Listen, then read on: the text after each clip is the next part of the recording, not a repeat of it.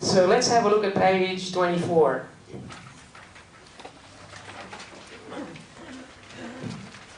Now, will anybody be offended if I speak about money? No? Okay, cool. Because as I said before, it's not the only measure, but it is a measure. Yeah?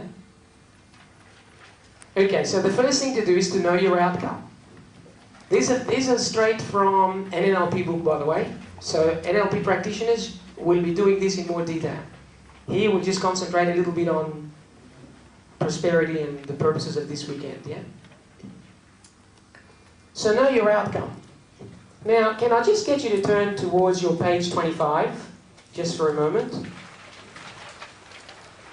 Actually, they've given you 2 pages 25. I happen to think that the second one, with the illustrations, probably is a bit more visually appealing. But they're both exactly the same, yeah? So let's just have a look at that page. You've got one person at the top.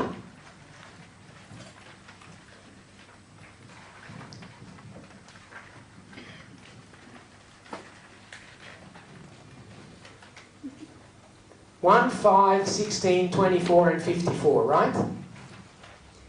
These statistics, by the way, were taken about 10 years ago. My guess now is that this figure here is bigger, and this figure here is slightly smaller. Because we live longer, but we can't afford to live longer. So I would say this might be, 20, and this might be 58.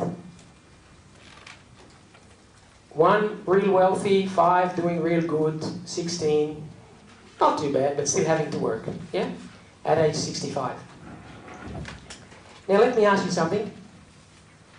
Do you think these people here knew what they wanted? Now I'm not picking, by the way, I'm not knocking them, we love them, we have friends and family and, here.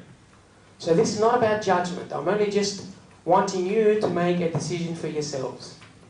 Now I want you to know that most people have made their fortunes after their 40th, 50th, 60th, and some in their 70s.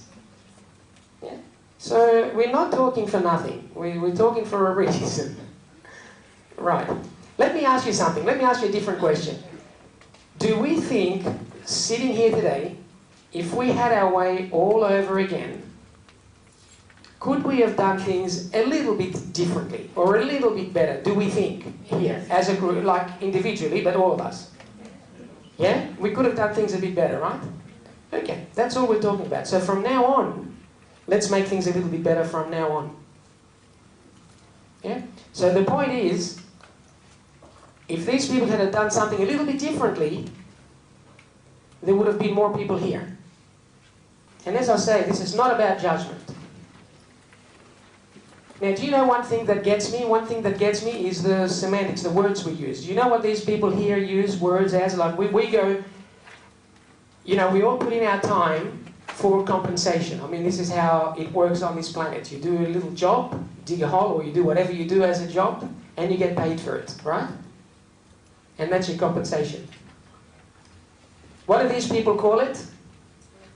It's in the papers every day, the statistics. Disposable income. Disposable nappy. What do you do with a disposable nappy? Why do they call it disposable income?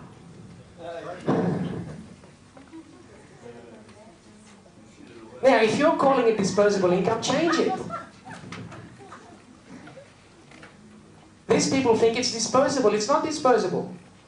It's discretionary. You have to pick what to do with it. So my suggestion is pay yourself first. 10%. Save it forever. And then live on the rest, 90%.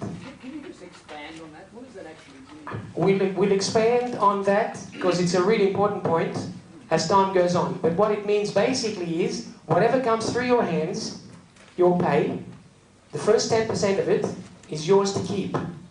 You have to live your life, run your company, because you're a company. I say to people in the sales trainings that everyone runs their own company. So you run your company on your 90%. And no excuses. The richest man in Babylon says, you don't pay the candlestick maker first, the electricity commission. You don't pay, the boot makers first. You pay yourself first.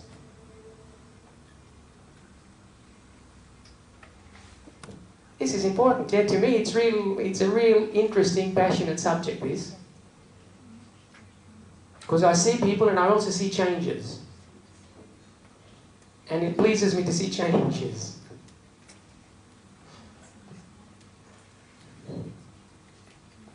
So it's discretionary income, it's investing income. It's not disposable, yeah?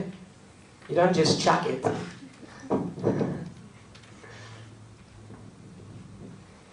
If these guys down here knew that if they could save $5 a day, do you think you can save $5 a day?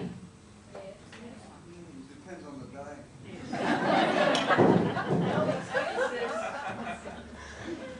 My 18-year-old kid can save $5 a day. In 43 years, it's $1 million. Now, and that's not without something else that I'm going to show you in a minute. That's only mathematics. In other words, that's just how it goes. Which is wrong, because it'll be $5 million, $10 million. But $5 a day, 43 years, $1 million. If they knew, do you think they'd find $5 a day? If they knew. Yeah, that's right. Yeah. It's disposable, right? Disposable light app. Anyway, Dennis Waitley calls the attitude of people here PMS. PMS. Poverty Mentality Syndrome. So we need to get out of it.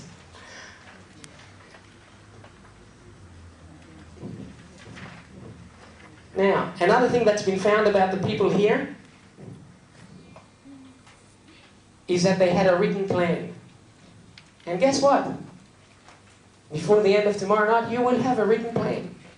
Isn't that good news?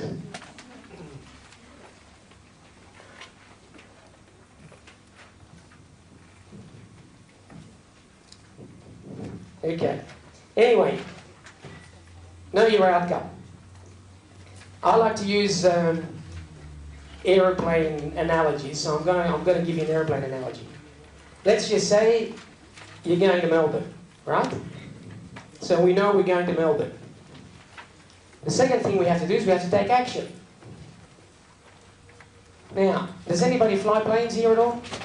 Yep. So, what's the thing you do when you're on the runway, you're all set up and you're ready to go? That's it. Full speed, yeah? You don't go half and wait, and halfway down the runway you give it a bit more, right? You take action. Anyway, you take action. You don't take half-hearted action, you take action, right? Now, let's just say we're going to decide to do something about these formulas here, these numbers. Do we need to take some actions? Yeah. Sure we do. Yeah. I just want to talk about taking action for a second because we've mentioned money here, and I think some of you are already using calculators and as I said before, you probably think I'm in fairyland, right?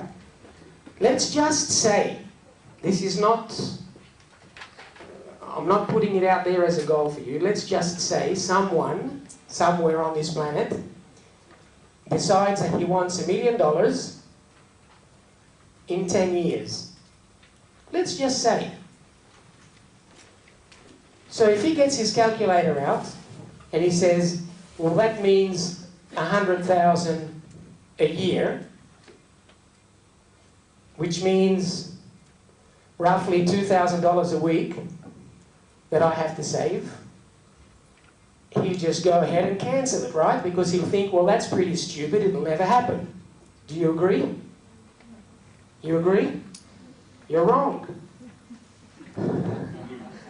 Because this is not mathematical.